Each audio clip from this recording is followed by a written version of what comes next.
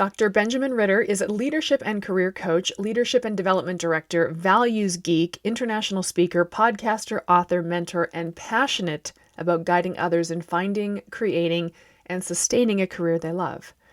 During his time as a healthcare executive and side hustling entrepreneur, he was overworked and underutilized, and despite his professional success, he didn't feel successful. After much introspection, he pivoted professionally and launched himself into the field of leadership development and personal empowerment. The culmination of these events and his previous personal, professional, and educational experiences led him to create Live for Yourself Consulting, a coaching consulting company that is focused on leading and empowering entrepreneurs and intrapreneurs that feel overwhelmed, overworked, or underutilized so they can create a career that they love. Among many other things, Ben defined for us his 3 C's of self-leadership: clarity, confidence, and control. I know you can't wait to learn more, to apply to your coaching relationships with clients and to yourself. Have a listen. Hi, I'm Erin Power. And I'm Laura Rupsis. We're certified health coaches, and this is Health Coach Radio. This podcast is about the art, science, and business of health coaching. We share our insider tips to help you become a better coach and entrepreneur. And we interview expert guests to discover how they've made it in this growing field. It's time for health coaches to make an impact. It's time for Health Coach Radio. Dr. Benjamin Ritter, how are you this morning? I still have a little cringiness inside when I hear that, but I yell at myself, be proud. I'm doing pretty good. I had a great morning and actually got my workout in, did my walking backwards, my knees over toes, went around walking outside because it's like 70 degrees out right here in Austin. And during that lovely self-care moment, I realized I was late for this recording. So one of the reasons when you own your own company is to control your time, but you still have to manage your time properly. So good. Yeah, doing pretty good. It happens to the best of us. Yeah, I've been loving that backwards walking. Whenever I turn around, because my dog is quite slow, so I have to walk backwards to, make sure he's catching up. And it's like, this is good. This is good for me, for those front leg muscles. Oh my gosh. You have to fill me in on the whole backwards walking thing. I'm out of Huge. the loop, I guess. But before we get to that, tell us a little bit about your origin story, Doc. Tell us about how you got here to where you are in this conversation with us. Thanks. And here for people listening is basically I work with senior leaders to help them craft a career they can love, either inside an organization or out. So I work with individuals that feel stuck, aren't really sure what to do next, and doubt their own professional success. And I guide them to being fulfilled with work in whichever way that is. If it's launching a service-based business, if it's doing a side hustle and getting promoted within their company, if it's staying where they're at and just reframing everything and dropping their limiting beliefs and their stories and becoming happy, because that is possible. That's where most of my time is spent. I've also built a pretty strong consulting and contracting business working internal in organization, so building talent development departments and leveraging my doctorate degree. So kind of built multiple income streams to ensure that no levers are ever, no faucets are ever turned off. And I've this kind of, be safe, de-risk, entrepreneurial spirit, but also corporate lifestyle has been a part of my life probably since I was repairing homes as a little kid with my dad. He owned his little home remodeling business. But at the same time, he would, whisper in my ear, get a real job. I'm like, Dad, you're an entrepreneur. Like, I'm sitting waist deep in sewage with you right now, and you're telling me, like, we're going to Wendy's after this to get a spicy chicken sandwich, which I don't think I've eaten in like 18 years. But he kind of ingrained in me that, you don't want to be behind a desk. And then I wanted to be a professional soccer player, and that made it even worse because I never thought I would ever actually work behind a desk. Yeah. And then I had a lot of moments in my professional career where I tried working behind a desk and it didn't work out so well. Companies that I was working for got acquired. I received 4 different job offers from what I thought was my dream job, and those got canceled due to the funding and the recession. Like, literally, here's the contract, sign the contract, start tomorrow. Oops, sorry, we made a mistake. Oh boy. And those types of moments happen so often in my career that I was just like, okay, so this isn't the path that is going to work for you. And I think that helped motivate and add a little bit extra clout to the desire of, well, how do you do something for yourself? How do you be in control of your own income streams and do something that matters to you? Because when I was playing soccer, I thought that was my dream. I thought it was my passion. I thought it was my purpose. lo and behold, no one gave me the guidebook to inform me that, hey, passion is not something that requires external validation and achievement. Passion and purpose is something that aligns with your values, and it's a never-ending source of joy and fulfillment, and something you can show up every single day, no matter your environment. No, no one told me that. So failing repeatedly in that external achievement, because I was a good player but not the best, led to some pretty terrible confidence issues, self-doubt, and eventually eating issues and mental issues in terms of just being a really difficult and terrible place. And so that experience and learning that passion and purpose wasn't something that you could get outside of yourself, it's something you had to create within yourself. The desire to be, have your own income streams and to leverage opportunities in your professional environment to work for you instead of for you to work for somebody else kind of led me down this path of what can I create that aligns with what I enjoy, that also allows me to leverage my strengths for the world. And, coaching and leadership, that has its own story, but that's kind of at the foundation of it all. Wow. There's a lot of interesting stuff in there that we're going to pick apart. I have to say, there's a little part in there where you're talking about working behind a desk, and I just felt myself getting chills remembering working behind a desk. And every now and then, it's so funny. I wonder if you've experienced this in your practice, but every now and then I think, thank goodness I don't have to work behind a desk anymore. Behind the proverbial, I am behind a desk right now, let's be honest, but you know what I mean? The metaphorical desk. And then there's sometimes in my entrepreneurial journey where it's like, it'd be so much easier if I just had like a desk job. Have you ever experienced that? That's sort of and maybe because our upbringings, I don't know, my dad my dad's a boomer, so he worked behind a desk for his whole life at the same place for like 45 years and told me the same thing. You got to get a good job. There was no entrepreneurial moments in my upbringing, but so maybe my programming is, regular job behind the desk, getting the paycheck. That's where the comfort is. That's where the easiness, that's where the ease is. Even though my entrepreneurial journey is going pretty well, every now and then I covet or crave the real simplicity of that. Have you run into that before? Yeah, well, you can have both, which is so beautiful. And so back in about 2020, I built my business off of in-person community events. I would host 2 to 3 events a month. I built relationships where I had the rooms for free. I had sponsors providing better for you healthy snacks and drinks. I would sometimes get liquor sponsors if we wanted to use, include alcohol. That was a big debate. Do we have alcohol or not at these events? And the only thing I ever really probably paid a little bit of money for was videographers, because it's really tough to get a videographer for free that's good. If not, you just get some pretty bad product. So I was like at 2020 when the world shut down and I couldn't do my in-person events anymore, chose not to. I lost a lot of what was keeping me, I think, fulfilled, the community, the connection. And so then I started wondering, well, I'm kind of, what else is going on in the world? And where do I get this connection? Because I kind of got bored, honestly. I had a pretty good lifestyle business. I had a pretty good funnel of clients coming in from the brand that I built over time. And now I was doing virtual content and producing that. I was wondering, well, I felt lonely. Basically, I felt lonely. And so I started reaching out to a lot of organizations that were doing what I was doing, but on a grand scale, like a massive scale for companies, and actually started interviewing for contract roles with them to just connect, to get exposure, to feel like, yes, it opens another faucet of revenue, but it was more so just to shake things up a little bit within my company and within my life. And so I did that, and I got actually some pretty good experiences. I learned what they were doing. I kind of felt like I was behind a desk, but wasn't behind a desk. And then through that time, I had a little bit extra time because there wasn't events. I expanded my corporate workshop piece. And through conversation with one of my potential corporate clients, they went and IPO'd, made a bunch of money, came back and said, hey, the thing you want to do for us as a consultant, what if we hired you? You could still do your business. You get all the benefits, the 401k, all that kind of stuff. But we want to, basically we'll pay you double, but you are technically an employee. And that was one of the hardest decisions I had to make in my kind of business journey. Right now, I'm not with them anymore, but I said yes. And I had those experiences. And now I had my coaching clients, which was kind of a lifestyle, was operating, that was growing kind of, slowly and nicely. I didn't have those in-person events, so I had all that time back. And then I was managing or building this talent development department, which I would have done anyways as a consultant for this company. And this happened really recently, so this is really timely.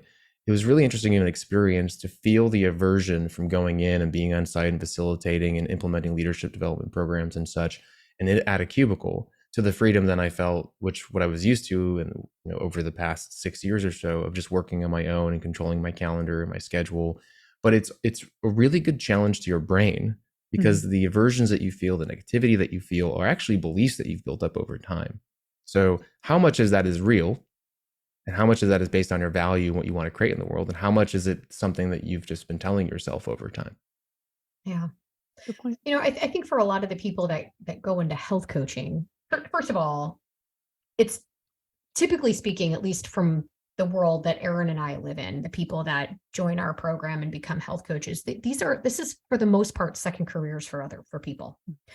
And more than half of our students are coming from not only a full-time job, but from a completely different industry. I mean, we do still we have a lot of nurses, we have a lot of people that are in health, wellness, fitness, working for somebody else in some capacity and wanting to get out of kind of the sick care system or the conventional model and launch something of their own. We have a lot of that, but we have a lot of people that are like English teachers, salespeople, high-level technology executives, lawyers that are all. So this is a second career for people that, like, to use the term, they're sitting behind a desk, they're working for somebody else, they're in this sort of be safe mode, but they're super curious and they've romanticized what this entrepreneurial journey looks like.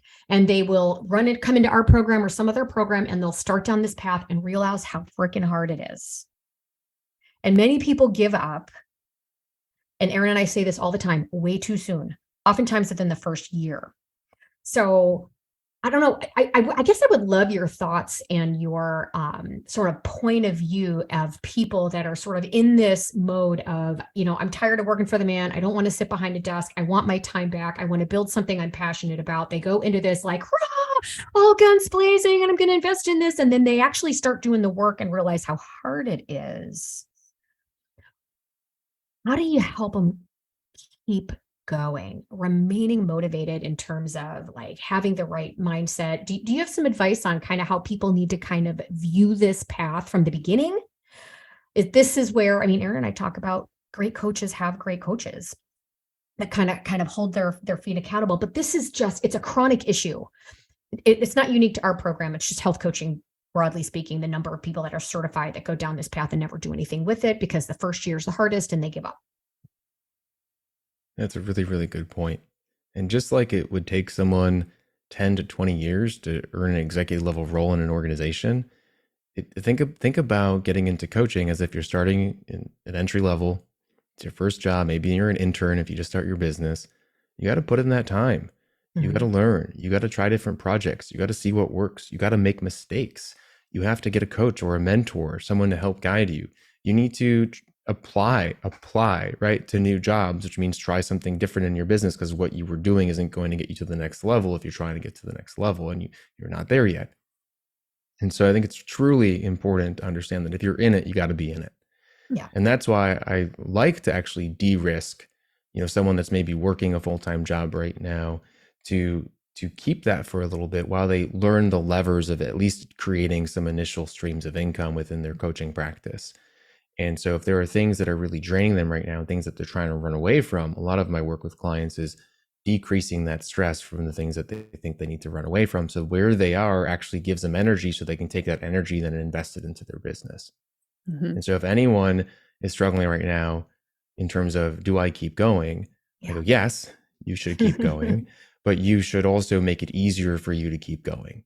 So that could mean reducing how spread you are in terms of your business. So potentially niching down, focusing a little bit more, becoming an expert in a specific area.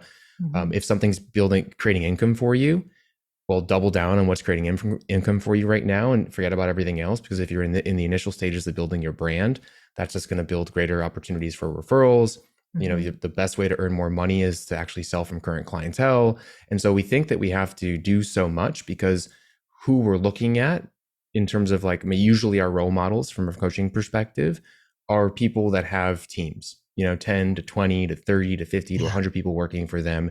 And then a decade worth of branding and social status behind them as well. It's like, oh, I got to post seven times on Instagram. Like that person's not posting seven times on Instagram. They have a whole marketing agency working for them.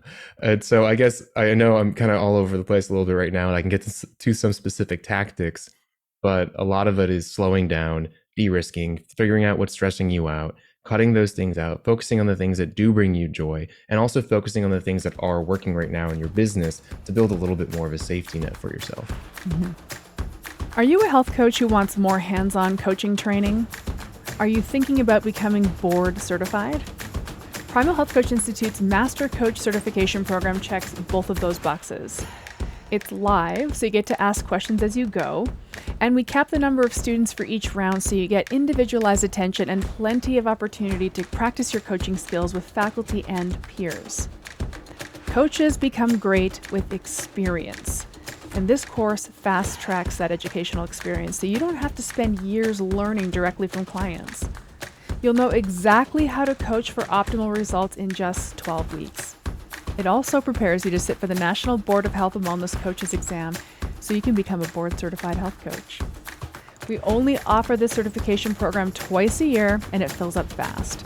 So be sure to learn more at primalhealthcoach.com and reserve your seat soon. Yeah, I think that's actually awesome pragmatic advice, which what I think happens is I think what where you were going with this is like we do romanticize what this entrepreneurial thing, this self-employed pursuing my passion thing is going to look like because we're seeing people who are successful at it. And we're like, well, I want that. And that's awesome to have those aspirational goals, that sort of outcome goal. But the process goals that lead up to it are still process goals are unsexy. And but when you relate it back to, look, if you were starting a whole new career of any kind in any category, you'd have to start at the beginning, or remember when you did start your previous career and you were at the beginning. And I think framing it kind of to these folks that Laura's talking about that are coming from other jobs, where they've reached a certain point in their professional career, now they're starting all over from scratch, reminding them of their trajectory through their professional career. It's like it's the same. It's not any different. I think people are expecting these viral moments, like I'm going to have this viral moment where and it's just that's not logical or pragmatic. So, but what I think is one of the best pieces of advice that you offered that we also offer is, well, hang on to your job and build this on the side. Build it up, get the wheels in motion on the side while you're not feeling the pressure to pay the mortgage because you've still got your income, maybe you still got your benefits package, and you can still, work out some way to hang on to the thing that's comfortable and then branch out and really explore the beginning stages of the new thing without feeling like you don't have that safety net. So that's some advice that we definitely I think align on. Mm-hmm. And would you go to work and not be paid? You think about this. Like, would you work a full-time job for 2 or 3 years potentially and not get an income from it?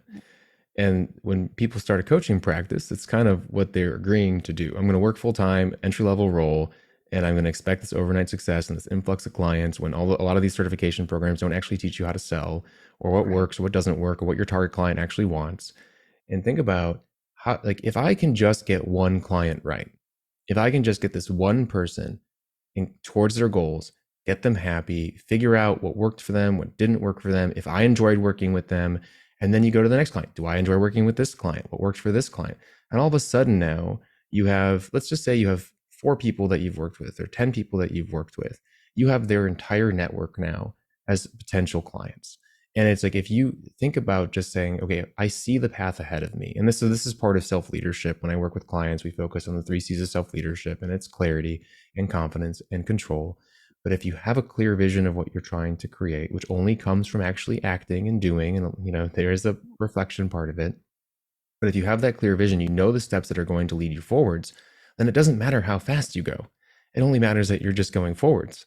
Because eventually you're going to get to this momentous, exponential compounding effect where all of a sudden now you wondered, holy cow, did I just make that in a month? I can leave my job. Yeah. Right. But it starts with the first client. I really am grateful that you said that because I have been banging this drum for quite some time. I'm teaching a beginner business course for health coaches that are launching their business.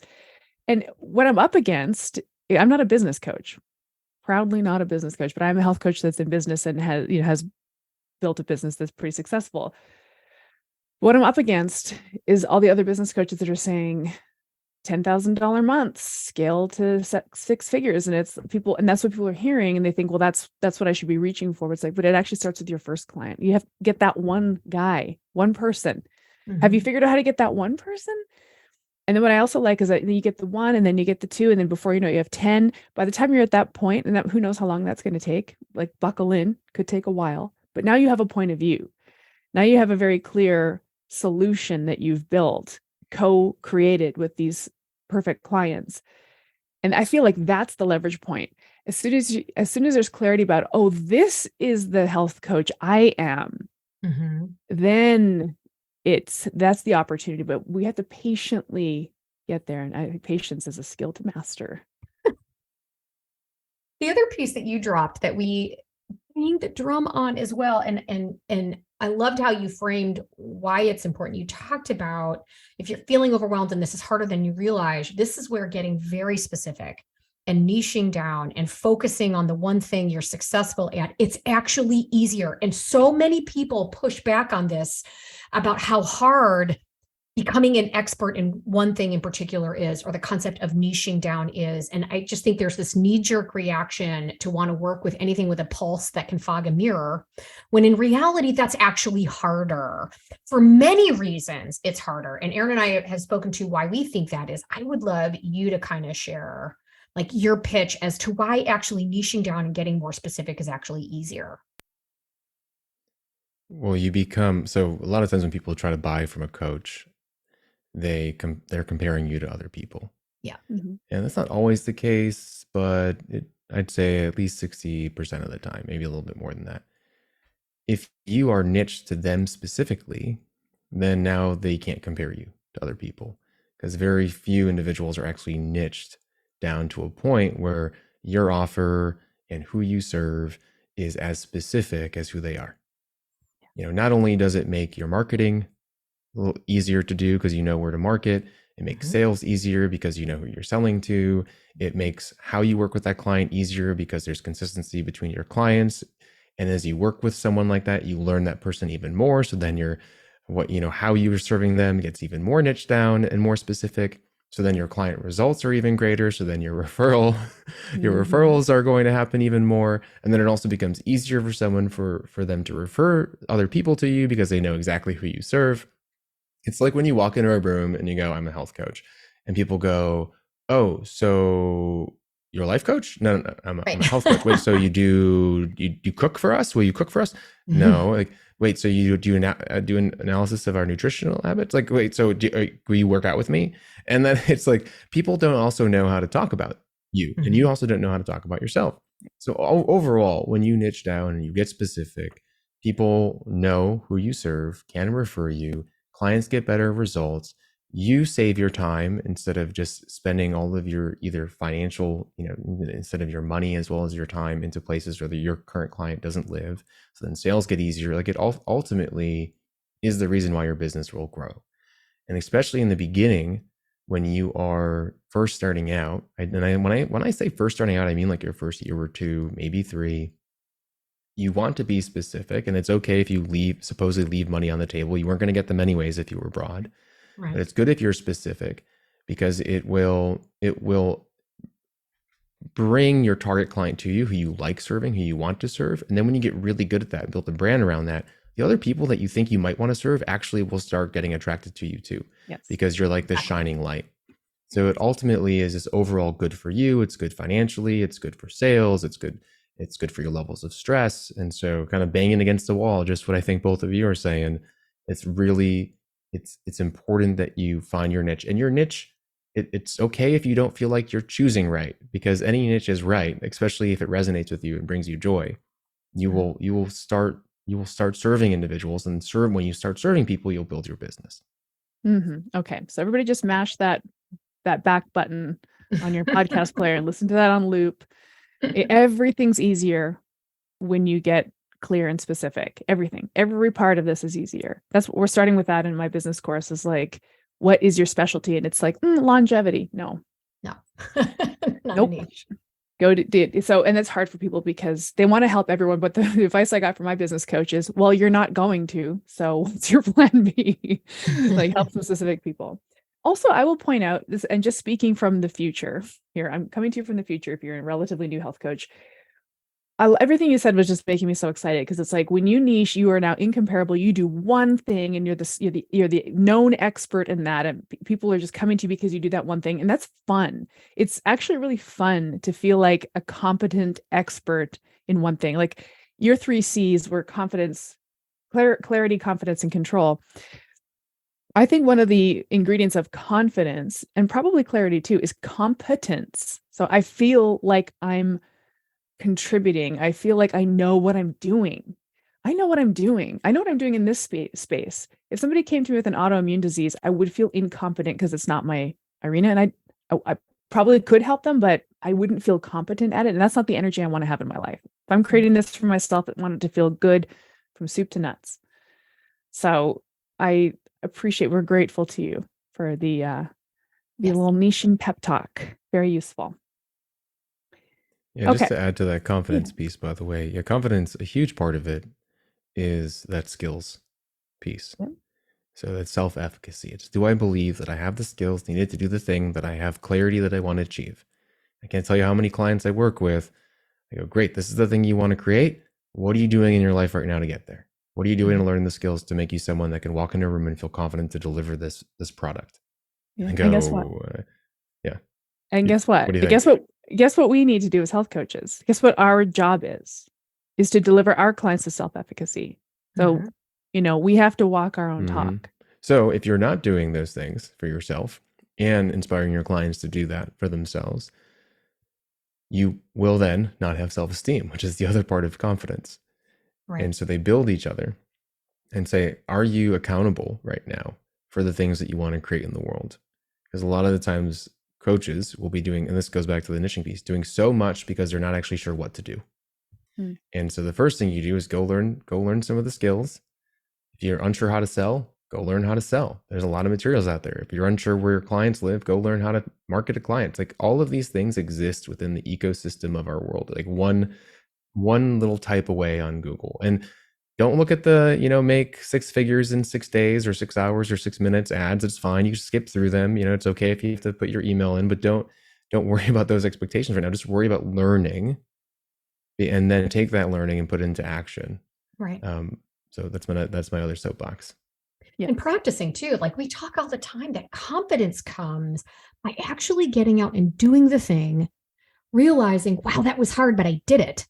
And it literally almost always, I'm having a hard time coming up with one example contrary to this. It's never as bad as you think it was going to be. It was hard and it made me uncomfortable, but it wasn't as bad as I thought it was going to be. And I'm talking in terms of sales, having your first discovery call, bringing your first client on board, building a program.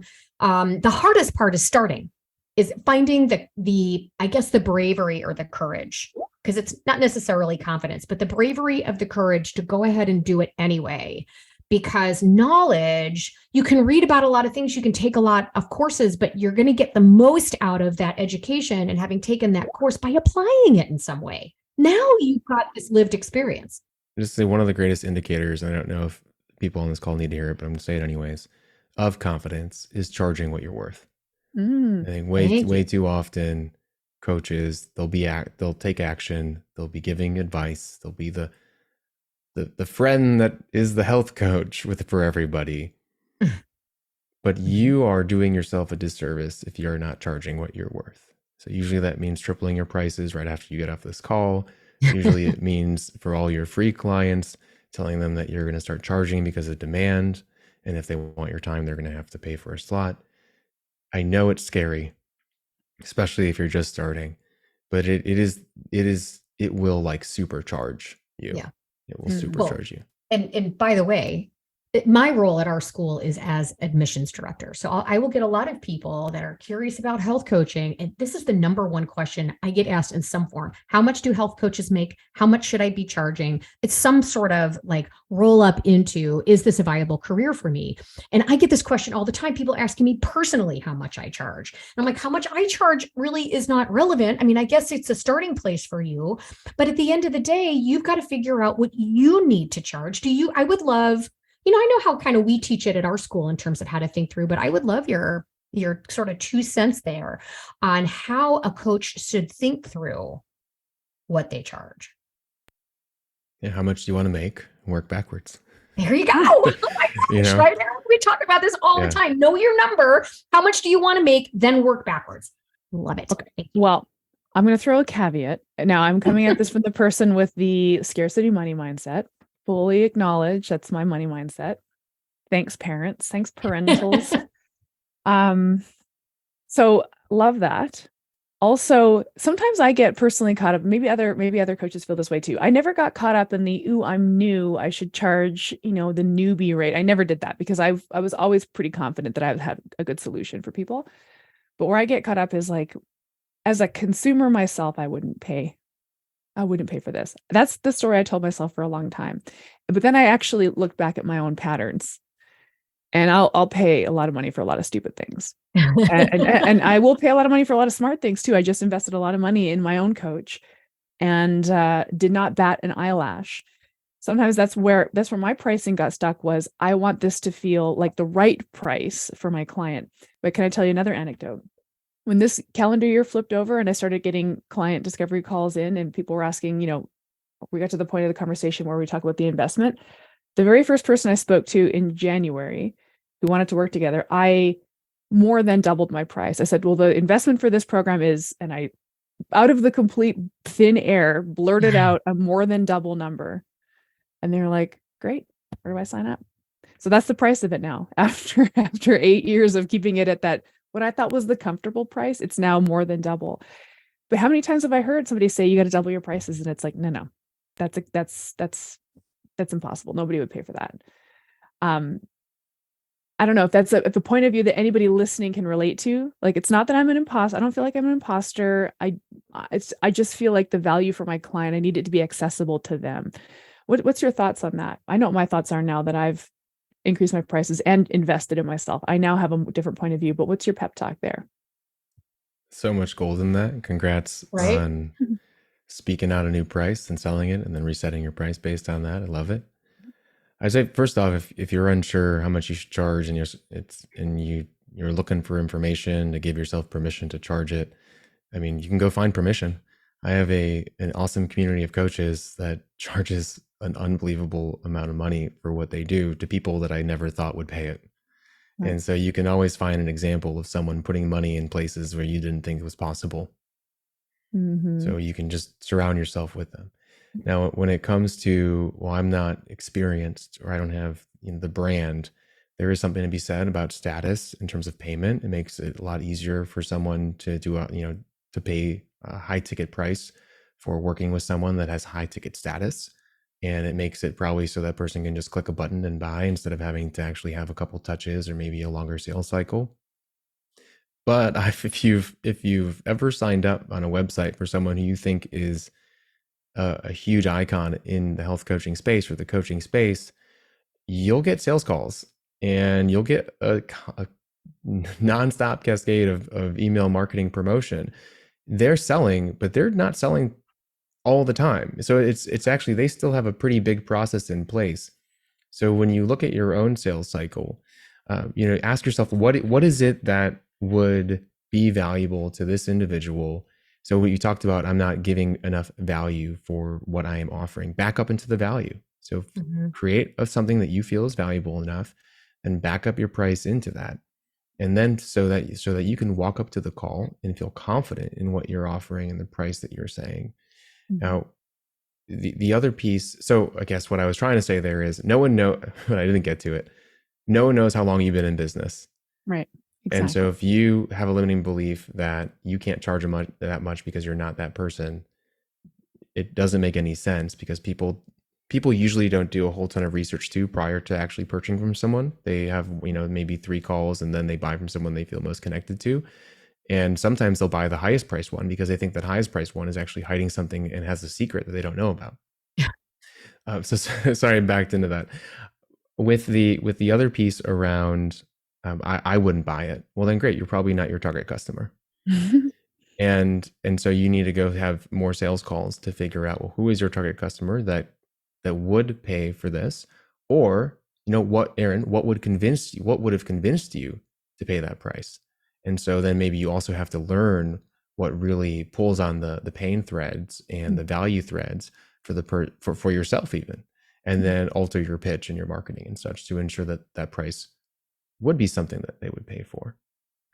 Right. I think this actually comes back to the conversation around getting really, really dialed in on your niche and the solution and the specialty, right? So part of that is, I think part of that comes over time, right? So we ask new health coaches, declare a specialty. Just pick one that's really specific, that really lights you up, and build your business based on that. And yes, it can change, and you're going to iterate it, and it probably will become more, specific as you go.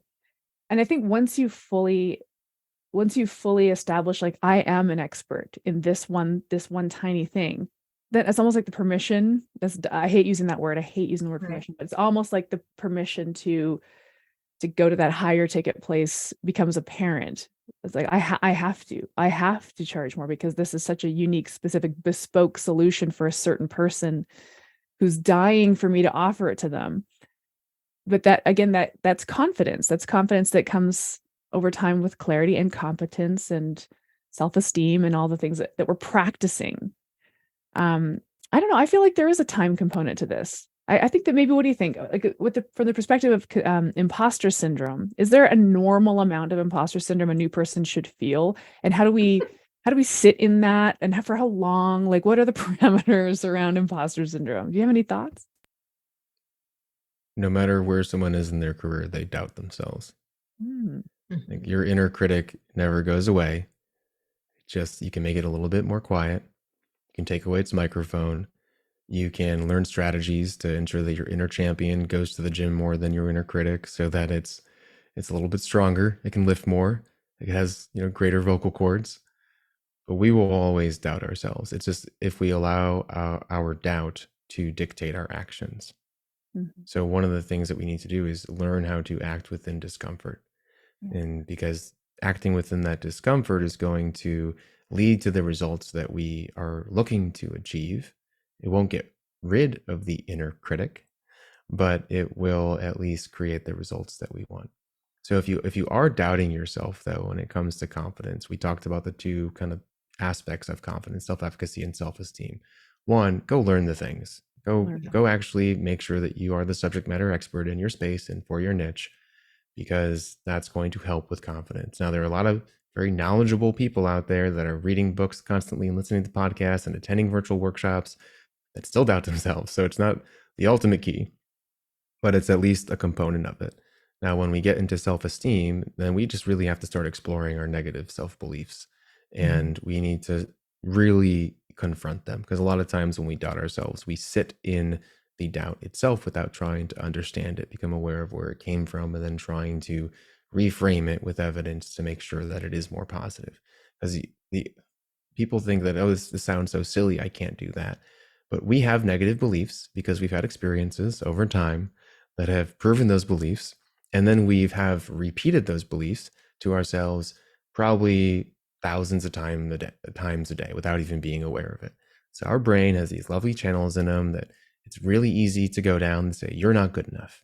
Who are you to do that? Or you can't quit your job. Or it's really scary out there. You're never going to get hired again. Or you're not going to afford your house payment. Or you're ugly. Or you're not beautiful. Who are you to train other people? Like, those thoughts have been repeated because we are our greatest enemy as well as our best friend, over and over and over again throughout our life. So if you have self-doubt and it's overwhelming, you need to talk to that voice that says, oh, you're not good enough. You go, well, I understand why you think this.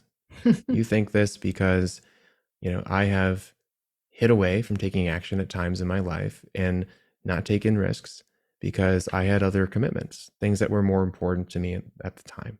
Or, maybe you had someone when you were, maybe a mother or a teacher, that says you were stupid at some point when you were a child or held you back from certain things. Say, I understand. You're trying to be safe. You're trying to avoid criticism.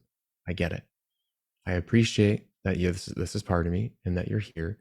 And I've listened to you in the past, but I actually know that I am good enough now, and I have other goals.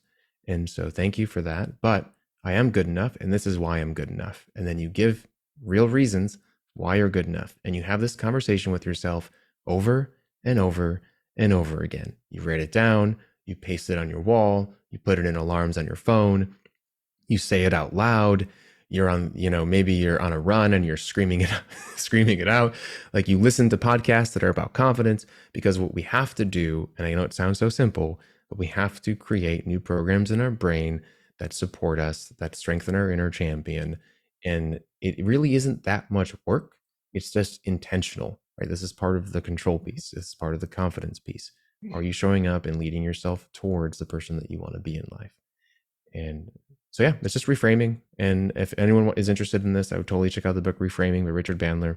It's a little bit different than affirmations, a little bit more intentional, a little bit more personal and specific. So that's my that's my soapbox again. This is all like just quintessential coaching. A lot of the things that come up too with folks that I speak to in my role is, what's the difference between health coaching and life coaching and business coaching? I'm like, look, at the end of the day, coaching is coaching. We use a lot of the same skills, a lot of the same strategies. It's just our expertise might be in a specific area, or we have a focus in a specific area. But reframing is such a powerful tool. One of my favorite questions is that really true? Show me the evidence of, is that really true? For example, a client of mine is just like, I'm not the kind of person that just like I can't go by the Dunkin' Donuts without stopping. Is that really true? Show me the evidence of that being true. And let's talk through periods of time where that didn't happen. Can we find evidence where that didn't happen? That's not the person you are, it's where you are. We get into this kind of reframing mode. And so it's all quintessential coaching. And to a certain degree, what I'm hearing you saying is getting comfortable with sort of coaching yourself. The people that I see that are tremendously successful, it's not that they have all the confidence in the world. It's not that they don't have their own version of imposter syndrome or self-doubt. It's that they've gotten really good at, and I wrote it down, about learning how to act within discomfort.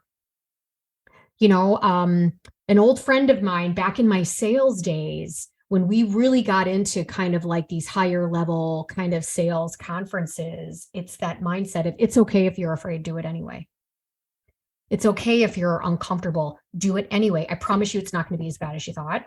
I promise you it'll end up being easier than you think. I promise you you're going to end up learning something from the experience, even if the end outcome wasn't the same. That's the other thing that comes out of this, is kind of just detaching from the outcome a little bit, right? That your sort of self-worth isn't attached to the outcome so much as it is the process and the growth. So thank you for that reminder about how powerful reframing really is. And that as we get better at doing it for ourselves, we're going to be much more better at helping clients and coaching clients. What do we tell clients that are trying to lose weight or work out, and maybe they have a cookie midday? And so sometimes they go, oh, there goes the day. I guess I'm going to go eat whatever I want now. And you say, well, look, one decision, one action doesn't change what you're working towards. Right. And so who you are is not who you have to be. You have permission to be whoever you want to be right now at any point in time. You never have to accept the person that you were. And that it also means you have to be proud of the person that you've become and the person that you decided to work towards becoming. And if we get caught in the past, that's where a lot of things tend to fall apart. Our journey towards creating something new cannot happen in who we were.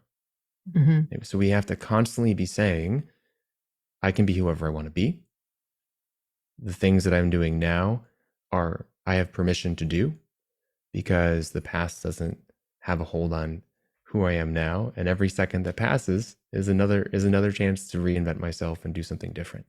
And I think that goes along with this confidence piece and imposter syndrome piece and eliminating beliefs, to say, look, that's great. That might have been who you were. Wonderful. Why do you have to keep being that person? Right. Yeah. I think you have to harness, you have to harness some optimism. It's a growth mindset. I think it's a growth mindset piece. I was thinking, this idea of imposter syndrome, which is kind of where we launched into, is like, everybody doubts themselves, but does doubt mean, damn it, I'm definitely going to fail? Or does doubt mean I've got an opportunity to actually grow and learn here? Wow, how exciting is that? This is an opportunity presented to me. Massive mindset shift. Not everybody's up for it at all times, but we're all capable of it, I think. Well, and what you just said, I have to highlight. We have the choice at any point in time to interpret our emotions as things that help us. Mm-hmm. Doubt, information that shows that the thing we're focusing on is important. Right. Yeah. Awesome. Cool.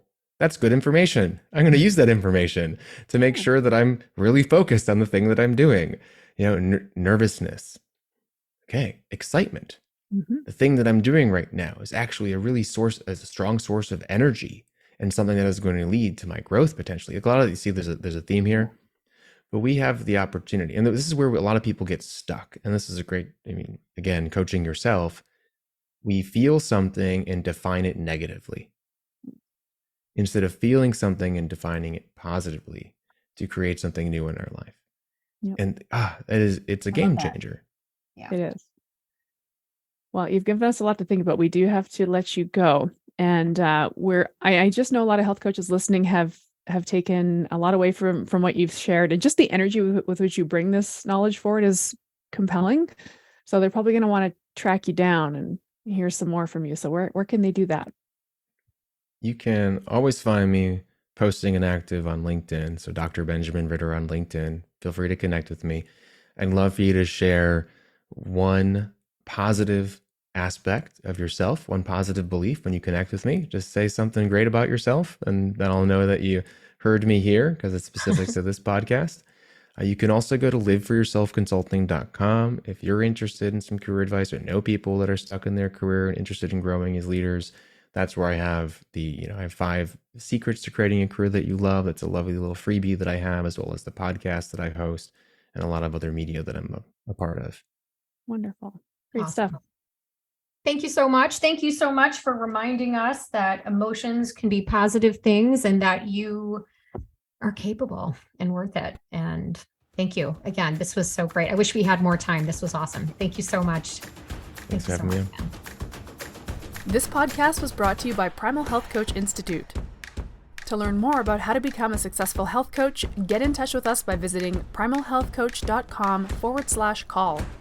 Or if you're already a successful health coach, practitioner, influencer, or thought leader with a thriving business and an interesting story, we'd love to hear from you. Connect with us at hello@primalhealthcoach.com and let us know why we need to interview you for Health Coach Radio. Thanks for listening.